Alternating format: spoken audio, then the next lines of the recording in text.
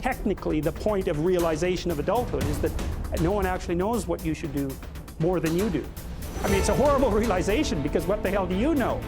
It's a terrible realization, and people will often pick slavery, permanent slavery, to the spirit of the Great Father, let's say, over that realization, and it's completely understandable. But the problem with it is that there's more to you than you think. So if you continue to hide behind that figure, then you never have a chance to understand that there's more to you than you think, far more to you than you think.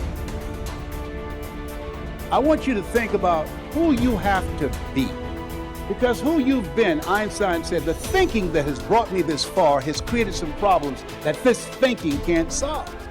That in order for this to be an explosive year for you, in order for your business to grow by leaps and bounds, you have to be a different person. You have to die to who you are now to give birth to who you must become. So I want you to think about that. What radical change will take place? What will be different about you? You can do anything you want without limitation. Whatever it is that you decide you want to make come true in your life, you can do that. It is going to take an inhuman amount of work. You're going to have to be prepared to break yourself in half. You're going to have to learn more than anyone has ever learned. You're going to have to push yourself harder than anyone has ever asked you to push yourself before. You're going to go way beyond your breaking point. You're going to run until you vomit. You're going to study until you fall asleep. You're going to push and push and push, and then you're going to push some fucking more. And when you hit the limit, you're going to push again beyond that. You're going to force yourself into an adaptation response. And why? Because as Malcolm X said, the future belongs to those who prepare for it today. We do have a purpose. We may not be perfect people. We may not have perfect situations, but we are still significant nonetheless. And we have been blessed with a rich body of emotions. We have emotions. We're not like roses or plants or bushes that have life without feeling. We have feelings, and when we use them properly, they are very effective in motivating you toward your destiny. Too many religious people are taught to believe that they don't deserve anything. And some religious people even pray that prayer, "Oh Lord, I know I'm not worthy." If you want to experience the very best of life, you must believe that you deserve the best. Why is it that most people don't pursue their dreams or don't do better than what they're doing if they're capable of doing it? I think that many of us don't go the next step because we don't know what to do yet. And I say that the reason that we don't even explore the possibility of what to do is because subconsciously we don't believe that it can happen for us, and we don't believe that we deserve it. I'm saying that you've got to make some conscious effort to begin to work to develop you.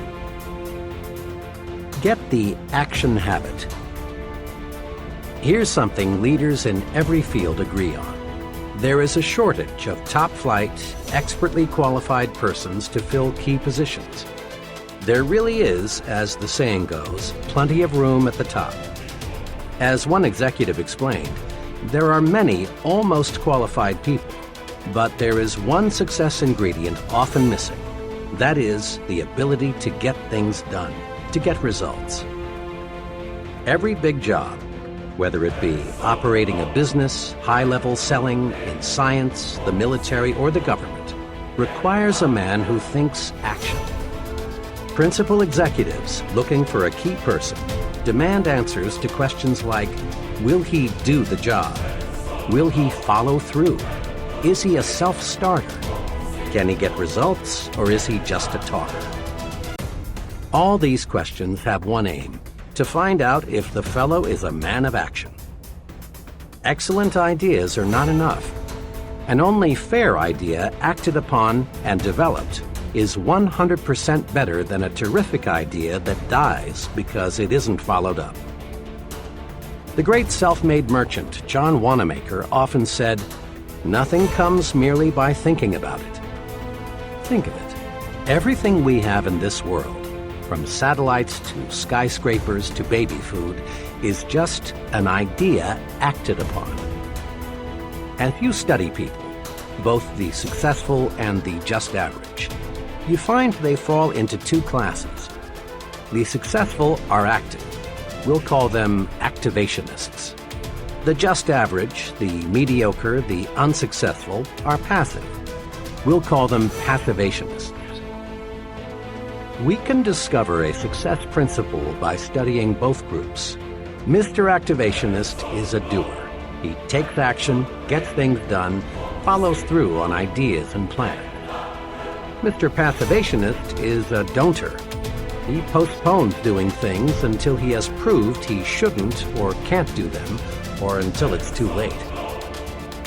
The difference between Mr. Activationist and Mr. Passivationist shows through in countless little ways.